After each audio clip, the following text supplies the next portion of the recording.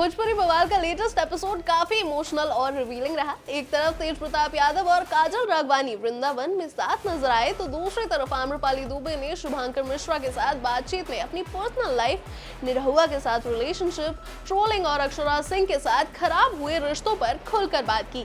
Episode की शुरुआत तेज प्रताप यादव और काजल राघवानी से होती है। तेज प्रताप काजल को वृंदावन के वंशी वट लेकर जाते हैं।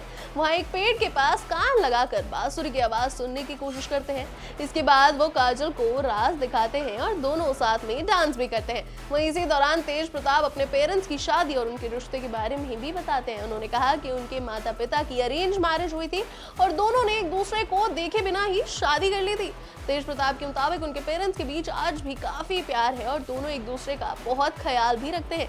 इसके बाद शो में आम्रपाली दुबे और जर्नलिस्ट शुभांकर मिश्रा साथ में नजर आते हैं। शुभांकर ने आम्रपाली से उनके और दिनेश लाल यादव यानी कि निरहुआ के रिश्ते को लेकर सीधा सवाल किया। जब उनसे पूछा गया कि क्या दिनेश लाल यादव उनके भैया हैं, तो आम्रपाली ने साफ कहा कि वो उनके को स्टार और एक अच्छे दोस्त हैं। शुभांकर ने उन्हें याद दिलाया कि एक इंटरव्यू में निरहुआ ने उन्हें बहन जैसा बताया था। इसके बाद उनसे पूछा गया कि अगर वो निरहुआ से प्यार करती है तो इसे एक्सेप्ट क्यों नहीं कर लेती।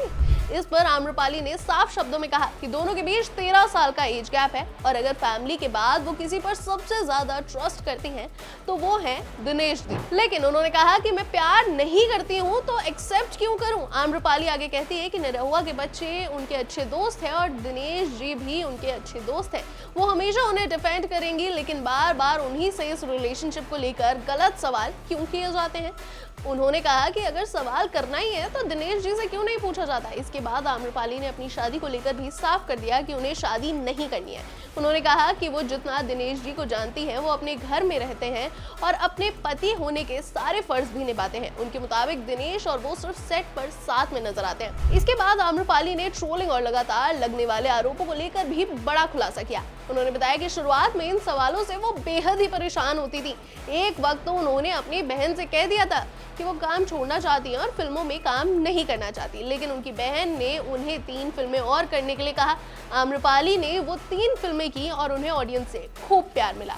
उनकी बहन ने उनसे पूछा कि अब बताओ, लोगों के आरोप ज्यादा जरूरी है या ऑडियंस का प्यार। इसके बाद आम्रपाली ने फैसला किया कि वो लोगों की बातों पर ध्यान देने की बजाय अपने काम पर फोकस करेंगी। उन्होंने कहा कि लोग उनके बारे में कुछ भी कह सकते हैं, यहाँ तक कि उन्हें चरित्रहीन भी कह सकते हैं, लेकिन एक चीज नहीं कह सकते कि वो एक खराब एक्ट्रेस है। आम्रपाली ने अपनी पास्ट लव लाइफ की भी बात की। उन्होंने बताया कि उन्हें एक बार प्यार हुआ था और उनके घर वालों को भी इस बारे में पता था, लेकिन उनका दिल इतनी बुरी तरह से टूटा कि इसके बाद उन्हें दोबारा किसी से प्यार हुआ ही नहीं। इसके बाद बातचीत में अक्षरा सिंह के साथ उनके खराब हुए रिश्ते पर पहुंची और यहाँ आम्रपाली काफी ज्यादा इमोशनल नजर आई। आम्रपाली ने कहा कि जिस वक्त इंडस्ट्री में ये बात चल रही थी कि अगर कोई अक्षरा के साथ रिलेशनशिप रखेगा तो पवन सिंह उनके साथ काम नहीं करेंगे, उस समय उन्होंने अक्षरा का साथ दिया था। लेकिन आम्रपाली के मुताबिक इतना करने के बावजूद भी अक्षरा ने बाद में इंडस्ट्री में ये कहा कि किसी ने उनका साथ नहीं दिया और इस बात से आम्रपाली काफी हर्ट हुई थी। उन्होंने कहा कि अक्षरा ने उन्हें छोटी बहन माना, लेकिन उनके बारे में बोलने से पहले एक बार भी नहीं सोचा।